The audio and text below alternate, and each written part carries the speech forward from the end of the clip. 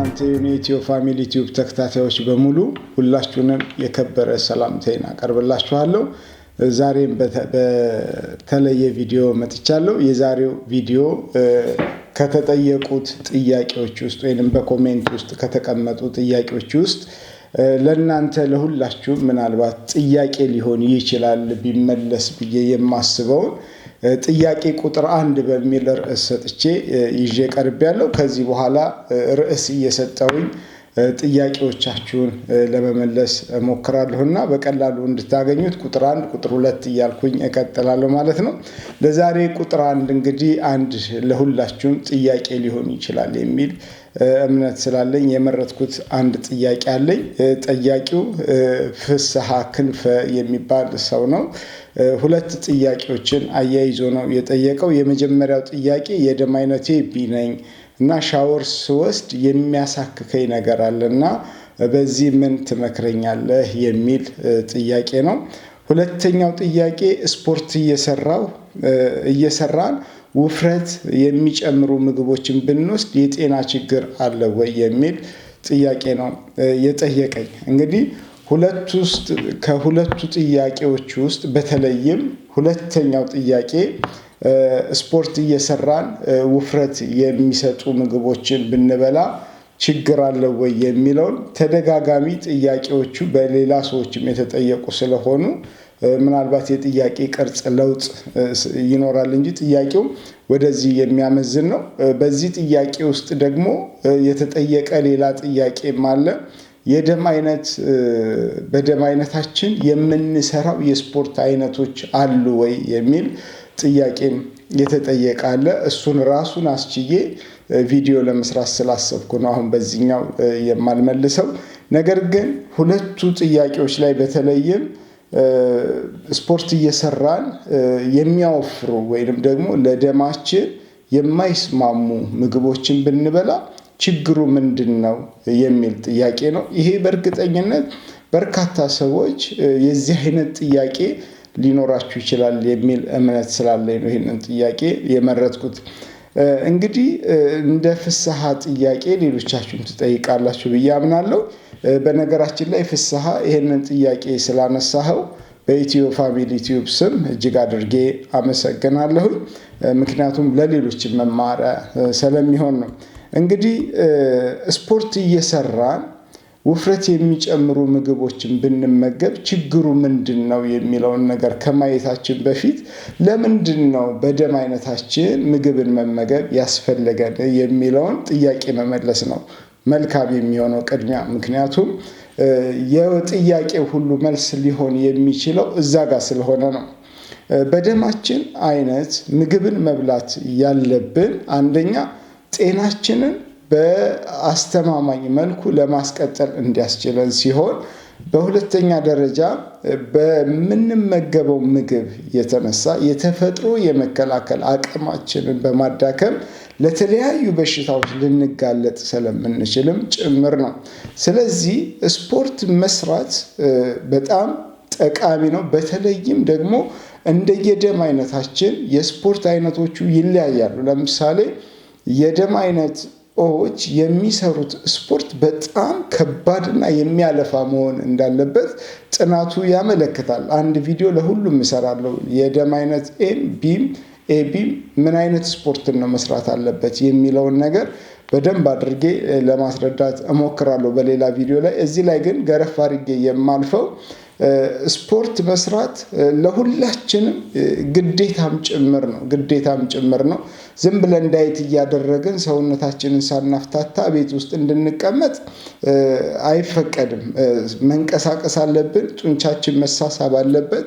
እንደገናም ደግሞ ካሎሪያችን ደግሞ በእንደዚህ አይነት ሁኔታ የሚቃጠለው ነገር እንዲቃጠል፣ ጡንቻችን እንዲጠነክር የሚያደርጉ ነገሮችን መስራት በጣም ተገቢነት አለው፣ የሚታመንበት ነው። ግን ደግሞ ምን አይነት ስፖርቶችን ነው መስራት ያለብን የሚለውን ነገር ደግሞ የበለጠ በሌላ ቪዲዮ ይዤላችሁ እመጣለሁ። ግን ስፖርት እየሰራን ያልተገባ ምግብስ በምንበላበት ጊዜ ምናልባት የፍስሐ አረዳድ በሚመስለኝ ወይንም ደግሞ ሌሎቻችሁን በምትረዱት መጠን ስፖርት ስለምንሰራ የምንበላው ምግብ ስለሚቃጠል ጤናችንን ሊጎዳ አይችልም ከሚለው ግንዛቤ ተነስተን ነው። ግን ይሄ ግንዛቤ ትክክለኛ ግንዛቤ ሊሆን አይችልም። በደም አይነታችን የምንመገበው ለእኛ ለራሳችን ጤንነት ነው። ስፖርት የምንሰራው እኮ ለጤናችን ጭምር ነው። ቅርጽ ለማምጣት ወይንም ዳምፔል የምናነሳው ቅርጽ ለማንሳት ወይንም ቅርጽ ለማምጣት ብቻ አይደለም። ግን ደግሞ ሙሉ ጤናችን እንዲመለስም ብለን ነው የምንወስደው። ነገር ግን እነዚህን ምግቦች የምንመገብ ከሆነ ስፖርትም ሰራንም አልሰራንም በሚጎዱት መጠን ልክ መጉዳታቸውን ይቀጥላሉ።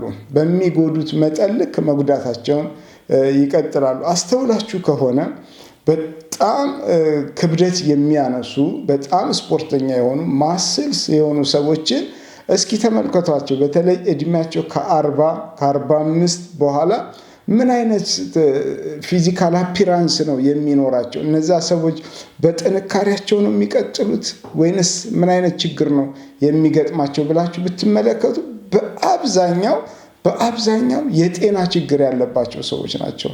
ተመልከቷቸው። ራሳችሁ አክተሮችን መመልከት ትችላላችሁ። ትልልቅ ማሰል ያላቸው የሚያሳዩ ሾው የሚያደርጉ ሰዎችን ተመልከቷቸው። መጨረሻቸው አስደሳች አይደለም፣ በአብዛኛው ማለት ነው። ጤናቸው በተለያየ መልኩ የተጎዳ ነው። አንዳንዶቹ ፓራላይዝ ሆነው የሚቀመጡ አሉ። አንዳንዶቹ ደግሞ ካንሰር የሚይዛቸው አሉ። አንዳንዶቹ ደግሞ የማይድን ሌላ በሽታ ይዟቸው የሚሰቃዩ በጣም ብዙ ናቸው። ይህንን ሰርች አድርጋችሁ መመልከት ትችላላችሁ። እና ለምንድን ነው ያ የሆነው? ስፖርቱ ነው ወይ ያደረጋቸው? እንደዛ ብለን ስናስብ ነው ስፖርቱ አያደርግም። ግን ደግሞ ስፖርትን ደግሞ ኃይል በሚሰጡ መድኃኒቶች የምናግዘውም ከሆነ እሱ ደግሞ ሌላ ጉዳይ ነው። ወይንም ደግሞ ጡንቻን ሊያወጡ የሚችሉ በጣም በርካታ መድኃኒቶች ይሸጣሉ። እሱን እየተጠቀምን የምንሰራ ከሆነ እሱም ደግሞ ሌላ ጉዳይ ነው፣ ሌላ በሽታ ነው። ነገር ግን ስፖርትን ስንሰራ በትክክለኛው ለደማችን አይነት የሚስማማውን ምግብ ብቻ ነው መመገብ ያለብን። በዛ የሚመጣ ክሳት የለም። የደም አይነት አንዱና ጠቀሜታው ልክ በምንመገብበት ጊዜ ለመጀመሪያ ጊዜ ሰውነታችን ይከሳል። ከዛ በኋላ ግን ለሰውነታችን ተመጣጣኝ ክብደት ላይ ሲደርስ፣ ተፈጥሯችን ላይ ሲደርስ አንወፍርምም አንቀጥንም፣ በዛው ነው የሚያቆመው። የፈለገን ያክል ብንሆን ማለት ነው። ስለዚህ የሚያሰጋ ነገር አይደለም። እዛው ላይ ጡንቻችን ይጠነክራል፣ እዛው ላይ እያማረብን እንሄዳለን። ግን አመለካከታችን ደረታችን ሰፋ ብሎ እንዲወጣ ወይንም የደረት ጡንቻችን እንዲወጣ ወይንም ደግሞ የእጃችን ጡንቻ እንዲወጣ ወይንም ሌላ ቦታ ጡንቻችን እንዲወጣ ስለምንፈልግ፣ ትልቅ እንዲሆን ስለምንፈልግ እነዚህን ምግቦች ካልበላን እንደዚህ አይነቱን ቅርጽ ልናመጣ ስለማንችል ብለን ስለምናስብ ነው። ያንን ማሰብ መልካም አይደለም ብዬ ነው እኔ የምነግራችሁ። ምክንያቱም ከምንም በላይ ስፖርትም ስንሰራ ለጤናችን ነው፣ ምግቡንም ስንበላው ለጤናችን ነው። ስለዚህ ስፖርት ሰርተን ጤናችንን የሚጎዳ ነገር ከወሰድን ታጥቦ ጭቃ ነው የምንሆነው እና በምንም አይነት መልኩ ከደማችሁ አይነት ውጪ መብላት የለባችሁም የሚለው የሚሰመርበትና የሚሰመርበት ነው። እኔ ስፖርት እሰራለሁ፣ ክብደት አነሳለሁኝ፣ ዳምፔል በጣም ነው የምሰራው። ግን የተለየ ምግብ አልበላም። በደሜ አይነት ቀጥ አድርጌ ነው የምበላው። ሰውነቴ የከሳ አይደለም፣ በቃ የቆመ ነው። አይወፍርምም አይቀጥንምም። ክብደቴን ሁሌ በምለካበት ጊዜ ያው ነው፣ በቃ አይሄድም። አንዳንዴ አንድ ይጨምራል፣ አንዳንዴ ይቀንሳል። ምናልባትም የልብሳችን የጫማችን ሁኔታ ሊሆን ይችላል ያንን የሚያመጣው። በተረፈ ግን ቋሚ እንደሆነ ነው የሚቀጥለውና አስፈላጊ አይደለም እንደዚህ አይነት ነገሮችን ማድረግ የሚለውን ነገር አስምሬ አልፋለሁ። ለፍስሐ ጥያቄ ማለት ነው። ሌላው የደም አይነቴ ቢሆኖ ግን ደግሞ ሻወር ስወስድ ያሳክከኛል የሚል ነው።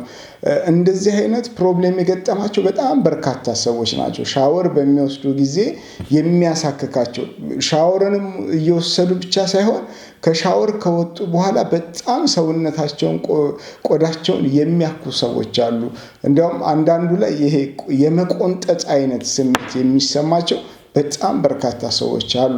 ትልቁ ፕሮብሌም የምንመርጠውን ሻምፖ እና የምንመርጠውን ሳሙና መለየት ያስፈልጋል። ሁሉንም ሻምፖ መጠቀም አያስፈልግም። አንድ ለሰውነታችን የሚስማማ ሻምፖ ካለ በቋሚነት መያዝ ተገቢ ነው የሚሆነው። ከዛ ባሻገር ግን ሰውነታችንን ስንታጠብ በጣም በጋለ ውሃ መታጠብ አንዱ የቆዳን ድርቀት የሚያመጣ ጉዳይ ነው የሚሆነው፣ ችግር ነው የሚሆነው። ስለዚህ ገላችንን ስንታጠብ እንዳይበርደን ያክል ለስ ነው ማድረግ ያለብን። ቢቻል በቀዝቃዛ ውሃ መታጠብ መልካም ነው። ግን ደግሞ አሁን አውሮፓ የምንኖር እንደዚህ አሜሪካን የምንኖር በጣም ቀዝቃዛ ከመሆኑ የተነሳ የሚደፈር አይደለም ቀዝቃዛ ውሃና። ግን ለዛ መድኃኒቱ ምንድነው? ለስ ያለ በጣም ብርዱን በሚያስለቅቅ ሁኔታ ነው ማድረግ ያለብን። ያ ሲሆን ለቆዳችንም ተስማሚ ይሆናል። ከዛ በተረፈ ግን የሞቀ ውሃን በጣም በየቀኑ መታጠብ ቆዳን ነው የሚጎዳው። የዚህ ደግሞ የሰውነታችን የቆዳ ጉዳት ፊታችንም ላይ ይመጣል። በተለይ ወንዶች ብዙ ጊዜ ነው የምናገረው፣ ጺማቸውን ሲላጩ በፈላ ፎጣ ይህንን የማሸት አይነት ነገር የመያዝ የማቃጠል አይነት ነገር ያደርጋሉ። ግን ያ በጣም እጅግ በጣም ስህተት ነው። አንደኛ ይሄ የጉንጫችን አካባቢ ያለው ቆዳ ወደ ታች ይንጠለጠላል እና ወጣት ሆነን የሚያስረጅ ፊት ይዘን ነው የምንቀመጠው። ሌላው ደግሞ ምንድነው? ሁል ጊዜ በምላጭ የምንፈገፍገው ከሆነ ምላጩ ራሱ የፀጉራችንን በሚቆርጥበት ጊዜ ያሾለዋል እና ያሹል የሚሆነው ነገር መልሶ እኛኑ ስለሚወጋን ብጉር በዛ ቦታ ላይ ይወጣብናል። ትልቁ ችግር ያ ነው። ስለዚህ የሚመከረው በመቀስ መቁረጥ አንድ፣ ሁለተኛ በመቀስ ከቆረጥን በኋላ የሚገባውን ክሬም ብቻ ማድረግ ነው ያለብን። ሌሎቹ የምናደርጋቸው ነገሮች በሙሉ የፊታችንን ቆዳ ይጎዱታል እና በተለይ ለወንዶች እንደዚህ አይነቱን ልማድ ብታቆሙ ጥሩ ነው። ሙልጭ አድርጋችሁ ስትላጩት በጣም ቆዳችሁ ይጎዳል። ያለ ጊዜያችሁ ሽማግሌ ትመስላላችሁና የሌለ የፊት ቅርጽ ነው የሚሰጠውና ልታክሙት ይገባል እና ከምላጭ መውጣት አለባችሁ የሚለውን ነገር እዛው ላይ እናገራለሁ ማለት ነው። እና የከንፈር ጥያቄ ላይ ስመጣ አንዱ ኬዝ እንግዲህ የሳሙና አይነትህን መምረጥ ነው። ሁለተኛ በሞቀ ውሃ መታጠብህን ማቆም ነው። ይህንን አድርገህ የማይተውህ ከሆነ ግን አንድ መንገድ አለ። ምንድነው? ገላህን አንድ ጊዜ በሻምፖ ከታጠብክ በኋላ የሬትን ጄሉን ታዘጋጅና በደንብ ከፈጨኸው በኋላ ለ30 ደቂቃ ሰውነትህ ላይ ማሸት በሬቱ ማለት ነው። ለ30 ደቂቃ ባኞ ላይ ቁጭ ብለህ በደንብ ሰውነትን እያዳረስክ ማሸት ነው። ከዛ በኋላ ያለ ሳሙና በንጹህ ውሃ ብቻ ተለቅልቆ መውጣት። ከዛን ሰውነታችንን ኢሚዲየትሊ እዛው ላይ በፎጣ ካደረቅን በኋላ አስፈላጊ ዘይቶችን መቀባት ነው የሚያስፈልገው። ትልቁ ችግር ቆዳችንን ውሃ ካስነካን በኋላ አደራርቀን ቅባት አንቀባውም። እንደዛው እንዳለ ልብሳችንን ለብሰነው እንሄዳለን እና ቆዳችሁን እንዲህ በምትሉበት ጊዜ እውነቱን ለመናገር ይቦናል። ቡን ነው የሚለው እና ነጭ አመድ ነው የሚወጣው። ያ ምንድነው? ቆዳችን ደርቋል ማለት ነው። ቅባት ይፈልጋል፣ ሞይስቸራይዝድ ማድረግ ይፈልጋል ማለት ነው። ስለዚህ ሁል ጊዜ ከታጠብን በኋላ ቆዳችንን በዘይት ሞይስቸራይዝድ ማድረግ መርሳት የለብንም በምንም አይነት መልኩ። አንዴ ደግሞ ከተቀባን በኋላ 2 ቀን 3 ቀን ገላችን ላይ ያ ዘይት መቆየት የለበትም። በየቀኑ መታጠብ ያስፈልጋል። በየቀኑ ስንታጠብ በየቀኑ ቅባት እንቀባለን፣ ቆዳችን ይታደሳል፣ ጥሩ ይሆናል። ያለበለዚያ እንደዚህ አይነት ችግሮችን ይዞብን ሊመጣ ይችላል። ሌላው ችግር በደረቀ ቆዳ ላይ ዘይት መቀባት ነው ወይንም ክሬም መቀባት ነው። በደረቀ ቆዳ ማለት ውሃ ሳያረጥብ ሳንታጠበው። ለምሳሌ ብዙ ጊዜ ኮስሞቲክስ አንዱ ስህተት ምንድነው? በሴቶች እህቶቻችንም የሚደረገው ፊታችንን ሳንታጠብ ወይንም ደግሞ ውሃ ሳናርሰው ቅባቶችን እንቀባለን። በደረቀ ቆዳ ላይ ክሬሞችን መቀባት፣ ዘይቶችን መቀባት ከጥቅማቸው ጉዳቱ ነው የሚያመዝነው። የቆዳ መሰነጣጠቅ ነው የሚያመጣው፣ የቆዳ ድርቀት ነው የሚያመጣው። ስለዚህ ሁል ጊዜ ፊታችንን ከታጠብን በፎጣ ካደረቅን በኋላ ወዲያው እርጥበት ስለሚሰማ በዛው በእርጥበት ላይ ደረቅ አቀባብ መቀባት ነው። ምክንያቱም አንዳንድ ሰው ዘይትን ሲቀባ እንዲያርሰው ይልና በደንብ አድርጎ ነጭ ክሬም ከሆነ ነጩ እስኪታይ ድረስ ያደርጋል። እዚህ ላይ በጣም ብዙ ያበዛል። ያ ስህተት ነው፣ በጣም ስህተት ነው። በደረቁ ተደርጎ ለወዝ ያክል ነው የመቀባት ያለብን። ያ ሲሆን አየር እንደ ልቡ ይገባል፣ እንደ ልቡ ይወጣል። ቆዳችን ደግሞ በሚፈለገው መጠን ሪላክስ ያደርጋል። ከደፋፈን ነው ቆዳውን ከዘጋጋ ነው አየር እንደ ልቡ ስለማያልፍ ጉዳትን ያመጣል እና የቅባት አቀባባችንን ማስተካከልና ማየት ያስፈልጋል። ሌላው ምናልባት አለርጂክ የሆኑ የምግብ አይነቶች ሊኖሩ ስለሚችል ቢቻል አለርጂክ የሆኑብንን ምግቦችን ደማችንን በመስጠት ሕክምና ባለሙያዎችን አማክረን ደማችን ላይ አለርጂክ የሆነብኝ ምግብ የትኛው ነው ብለን መመርመር ጥሩ ነው፣ መታየት ጥሩ ነው። ሌላው እሱ ነው። የመጨረሻው ሊሆን የሚችለው ደግሞ ውሃው ነው። ምናልባት ያ ውሃ በውስጡ ያለው የኬሚካል አይነት ለቆዳህ የማይስማማ ሊሆን ይችላልና ምናልባት በታሸገ ውሃ ፕሮቫ ብታደርገው፣ ሙከራ ብታደርገው፣ ከውሃው ከሆነ ውሃውን ለመተው ማለት ነው፣ ፕሮቫ ብታደርገው የተሻለ ነው የሚሆነው። አገር ቤት ከሆነ ደግሞ ምናልባት የቧንቧውን ትተን የጉድጓድ ውሃ መጠቀም፣ እንደዚህ አይነት ነገሮችን ማየት፣ ያለበለዚያ ደግሞ ውሃውን አፍልተን አቀዝቅዘን ደግሞ በዛ አይነት ሙከራ ማድረግ ያስፈልጋል ማለት ነው። እንግዲህ ከነዚህ ውጪ ሊሆን የሚችል ነገር አይኖርምና ቼክ አድርገው።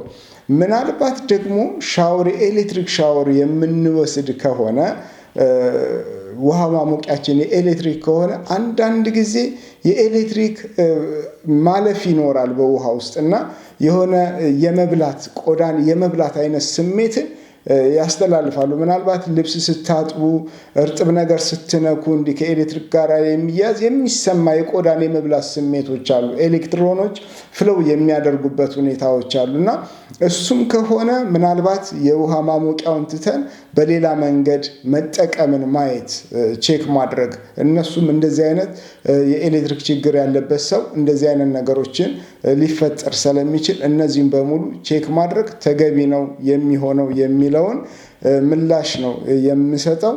እንግዲህ ምናልባት በዚህ ነገር እርካታ ካላገኘህ ደግሞ ደውለህ ደግሞ በደንብ ልንወያይበት እንችላለን ማለት ነው። የስፖርቱን እንደነገርኳችሁ ነው። በምንም አይነት መልኩ ለዳይት ለደማችሁ የማይስማማውን አይነት ምግብ መመገብ አስፈላጊ አይደለም። ለምሳሌ ፍስሐ የደም አይነት ቢ ነው። ዶሮን መብላት አይችልም። ዶሮን መብላት የማይችል ሰው ስፖርት እየሰራው ነው ብሎ ዶሮን ቢበላ ደሙን ከማዝለግለግ ውጪ የሚያመጣው ነገር የለም። ወይንም ደግሞ የጡንቻን መሸማቀቅ፣ እግሩ ላይ የማነከስ አይነት ነገሮችን ከማምጣት በስተቀር ምንም አያተርፍም። ስለዚህ ስፖርት እየሰራ እንዲህ አይነት ችግሮችን የሚያስተናግድ ከሆነ እጅግ በጣም ከባድ ነው የሚሆነው። እንዲያውም ስፖርቱን መስራታችን የበለጠ ለሌላ ነገር እንጋለጣለን። ለልብ በሽታ ልንጋለጥ እንችላለን። ምክንያቱም ደምህ ከተዝለገለገ፣ ደምህ ላይ ጥሩ ፍሎ የማያደርግ ከሆነ ሌላ ችግር ነው የሚመጣው። ስፖርት ስንሰራ ሙቀት አለ። ስለዚህ ደም በጣም መዘዋወር ይፈልጋል። ነገር ግን አንተ ዶሮ እየበላህ ነው። ዶሮ እየበላህ ስፖርት ስትሰራ ደምህ ተዝለግልጓል።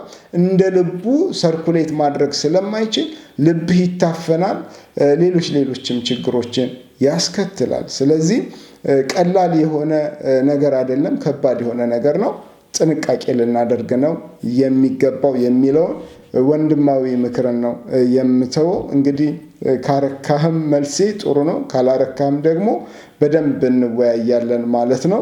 እንግዲህ ለሁላችሁም ይሄ ትምህርት ይሆናል። ለዛሬ እንግዲህ ይዤላችሁ የቀረብኩት ጥያቄ ቁጥር 1 ይህንን ይመስላል። እስከምንገናኝ በሌላ ቪዲዮ፣ ባላችሁበት ቦታ ላይ ሁሉ ጤና ይስጥልኝ። መልካም ጊዜ